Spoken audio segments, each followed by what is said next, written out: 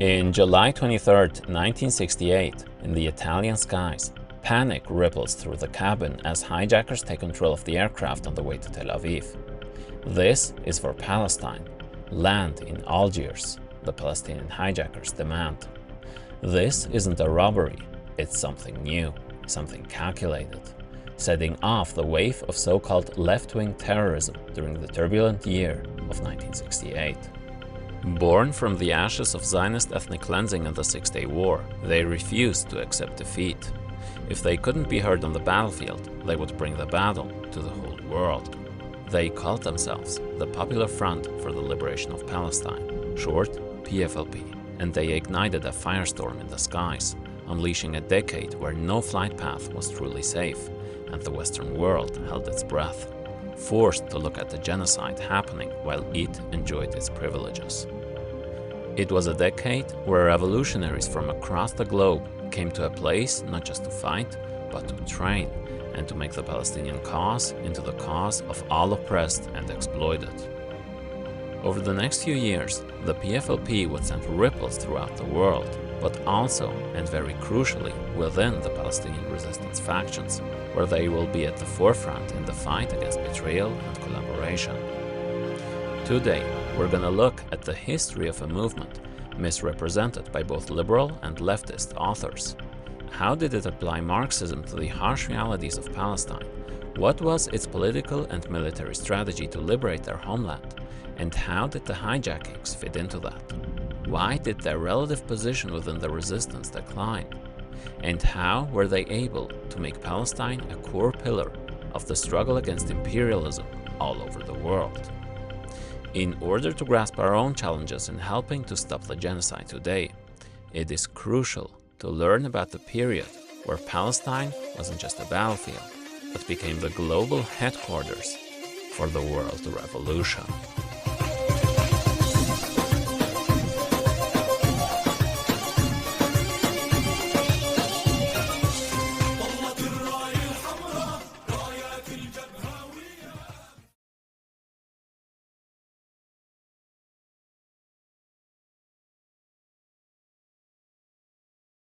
Before we dive in, I want to take a moment to thank everyone who continues to support this channel through donations. Producing these videos takes a tremendous amount of time and effort, and every new supporter makes a real difference. If you find value in this work, please consider checking out the Patreon link below.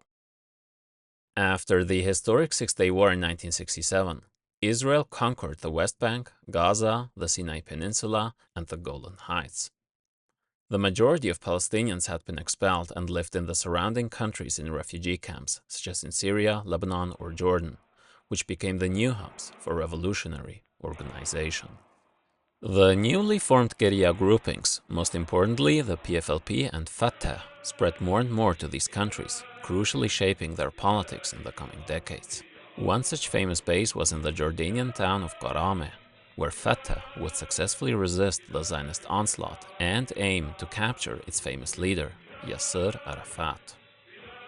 The legendary Battle of Karame, aptly named Dignity in Arabic, had transformed the guerrilla groups into a mass movement.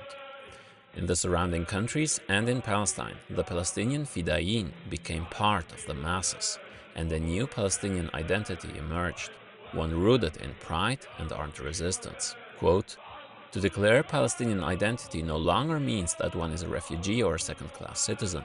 The Palestinian has become the Fida'i, or revolutionary, who bears arms." This shift transformed guerrilla fighters into national symbols and inspired a broader cultural revival. The iconic kufiye, for instance, became a symbol of this new revolutionary Palestinian. But as we learned in the previous video, the PFLP, or the Front, had withdrawn before the Battle of Karame, missing a key chance to catch up to the bigger Fatah, which was the dominant faction in Palestinian resistance, which was united in the form of the Palestine Liberation Organization, PLO.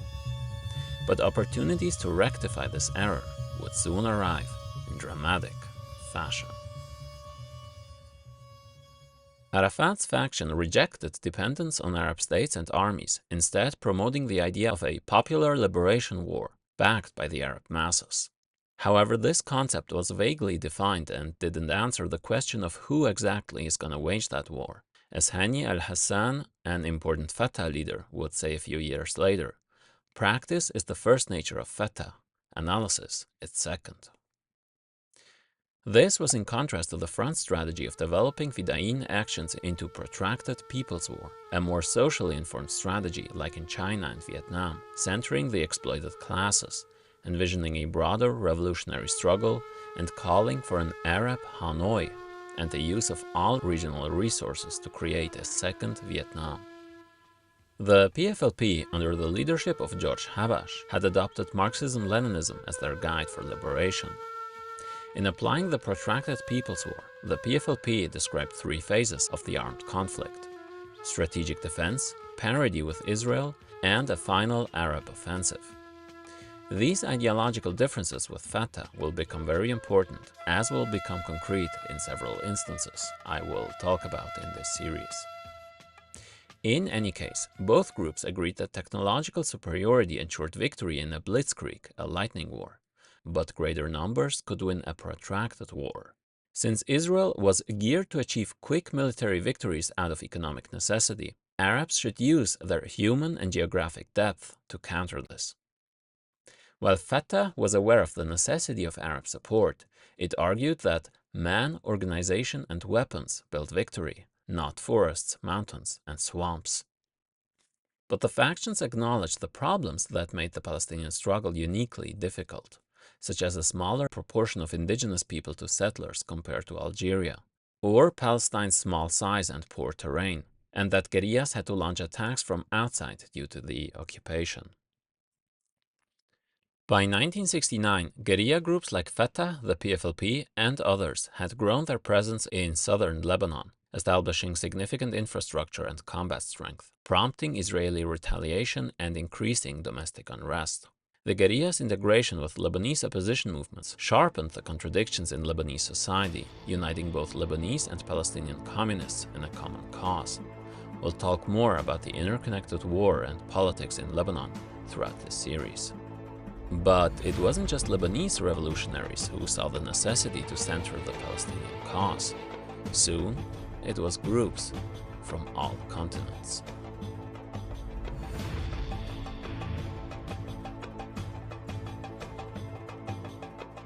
The Six-Day War of 1967 contributed to the radicalization of the 1968 generation across the globe.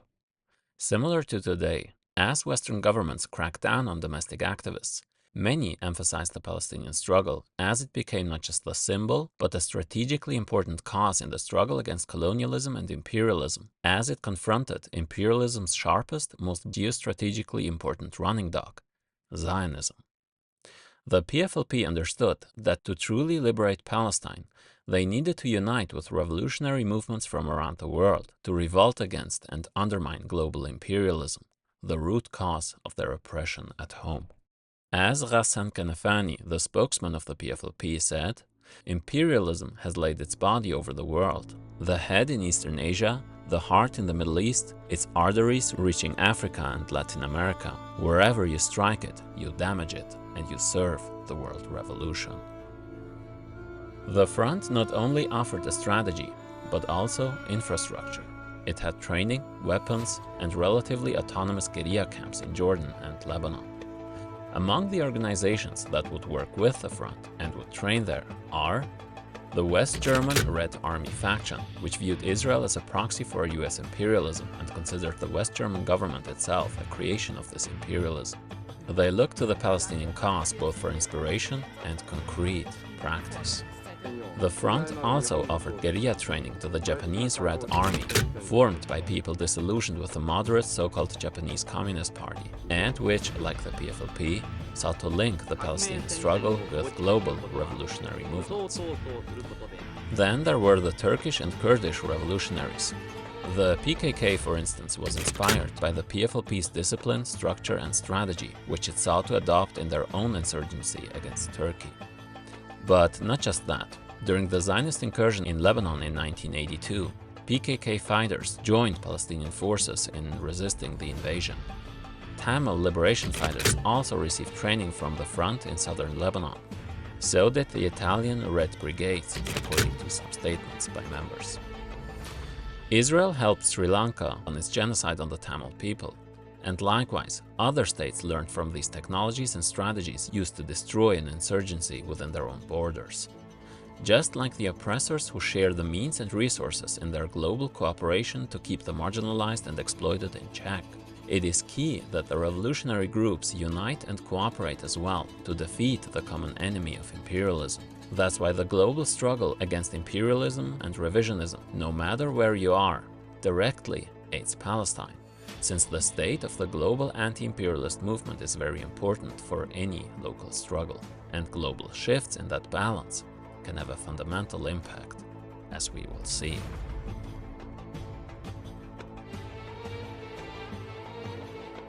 At the time, the Sino-Soviet split had reached its high point. The USSR supported the general Arab cause against Israel, primarily through its relationship with key Arab states like Egypt, but it viewed the stability of these states as paramount for its influence in the Middle East, and thus were initially very critical of the Palestinian resistance, and called them mythical diversionary groups, since they provoked Israeli retaliation prematurely. Mao's China had broken with the Soviet Union, partly because of the latter's shift towards this peaceful coexistence policy, which it labeled as revisionism and a betrayal of revolutionary principles. We will also see the issue of Soviet revisionism reflected within PFLP debates. While China would become the biggest supporter of Fatah, it also supported the front and wasn't bothered by its guerrilla actions. Meanwhile, the Soviet Union labeled the PFLP, quote, an extremist group led by the reactionary Lebanese politician Habash, which bears the responsibility for hijacking. At the time, both Arafat and Habash acknowledged China as their biggest supporter. As we know later, both China and the Soviet Union would cease to arm Palestinian fighters. Aside from these global players, much has been said about these guerrilla actions in general. The leftist authors of the book Palestine, a Socialist Introduction said that the hijackings, quote, isolated the PFLP from the mass struggles that took place against the Arab regimes and US imperialism in the late 60s and early 70s. This line of logic isn't new. Kanafani had countered claims that the hijackings replaced mass mobilizations, asserting, quote, I have always said that we don't hijack planes because we love Boeing 707s. We do it for specific reasons, at a specific time and against a specific enemy. What these critics often ignore is that these hijackings were a direct response to the US-backed Rogers Plan, which the resistance saw as a plot to dismantle their movement by legitimizing Israeli land theft and imposing a US-dictated so-called peace. The PLO found out in 1970 that Egypt's Nasser and the Jordanian government had given their private approval to this backdoor plan. Habash explained that the US wanted to push the plan, quote, because it knows very well that the resistance movement will make the whole of this part of the world, not only Jordan or Lebanon, but the whole Arab world, a second Vietnam. In the next part, we will talk more about the Palestinian struggle against Jordan's elite, a key Zionist collaborator and probably the biggest traitor in the Arab world. However, it's also misleading to imply that these hijackings substituted mass organizing, as many of these left-wing critics do. The front had in fact begun to work on an elaborate structure to organize various sectors, like UNRWA teachers, the youth, or women, empowering them by freeing them from financial dependence on men, coupled with studying the theory of Marxism-Leninism and guerrilla training. And it was one PFLP member who will soon become an icon by firmly establishing the fact that Palestinian women can be brave fighters, just like Palestinian men. On August 29, 1969, a young woman, just 24 years old, and her comrade from Haifa, Salim Isawi, took control of TW-8 Flight 840 from Rome to Tel Aviv. Shortly after the drink service, Isawi moved towards the cockpit, declaring that the plane now belonged to the Che Guevara Commando Unit. He announced their new female captain, Shadia Abu Khazalla, a codename honoring one of the front's first female martyrs, but she was better known under her real name, Leila Khaled. The new captain directed the crew. Their destination was Lid Airport in occupied Palestine. Khaled's birthplace. Upon nearing Palestine for the first time since her family was forced into exile, she spoke over the radio to the Israeli tower in English. "Here we come again," she announced. Shadia Abu Ghazaleh has come back to life. There are millions of Shadiyas who will be returning again and again to reclaim the land. Her words were a clear act of defiance, a direct message to both Israelis and the whole world. She refused to continue communication until the tower operators acknowledged to address the flight as Popular Front Free Arab Palestine. After seeing Israeli tanks being trailed by Israeli jets, she ordered the plane to fly into Lebanese airspace, but not before a brief 7-minute tour of the fatherland. Khaled was arrested by Syrian authorities but was soon released without trial, becoming an international symbol of resistance. For Palestinians, gaining global public attention was not just a matter of attention, but one of life and death.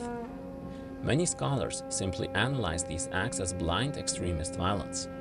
After the world only gave voice to Israelis and those arguing for a peaceful solution that, quote, afford Palestinian military and political leaders little to no voice in explaining their strategic or tactical motivations when compared with the Israeli counterparts. The goal was to break the silence and the normalization of colonialism and the suffering of a whole people, slowly dying at the hands of Western imperialism while Americans and Europeans kept shopping and traveling. Kanafani explained that the front faced the twin challenges of Zionist propaganda and the competing statements within the Palestinian resistance. He refused to debate Israelis on live TV, writing just a year before he was assassinated by Israel. The boycott of the enemy and the refusal to engage in persuasive dialogue with them through verbal sparring is, in itself, a position. It is a point of view. It is a form of clashing. After Israel occupied the West Bank, Fatah and the Front relocated their bases in nearby countries, most prominently in Jordan, where they became a threat to the collaborator monarchy there. On Dawson's Field, or Revolution Field as the PFLP referred to it, the Front's 1970 airliner explosions on live TV marked their entry into what Régis Debray called the era of the videosphere, the age of the image, in which the book is knocked off its pedestal and the visible triumphs over the great invisibles, God, history, progress of the previous epochs. Even Kanafani, a writer, recognized the limits of the lexical sphere and the power of the visual. But it wasn't just global attention. There was another reason behind these actions. During these hijackings in the 70s, Khaled attempted a second one, joined by the Marxist-Leninist Nicaraguan-American member of the Sandinista National Liberation Front, Patrick Arguello. The hijacking failed because Israeli security agents were on board. Khaled had plastic surgery to disguise herself after the first hijacking, but she was still identified. Arguello was killed and Khaled was captured and arrested in the UK. The hostages from the later hijackings were then used as bargaining chips. The hijackers famously blew up the empty planes after evacuating the hostages, and the UK government ultimately agreed to release Khaled in exchange for the captives. Taking hostages to force a release of Palestinian political prisoners now became a key revolutionary strategy. A PFLP faction will later try to free the German Red Army faction members through the 1977 Lufthansa hijacking. And we know about what's happening today. Khaled will later say, quote, "We had to put forward a big question, but in a violent way. Who are the Palestinians? That was the question that we intended the revolution to answer and the world to answer." But these actions, while making the cause of Palestinian plight and liberation world famous, escalated the sharpening contradictions with Jordan into all-out war. A war that revealed rifts between competing currents within the PFLP, within Fatah, and most prominently, between the two.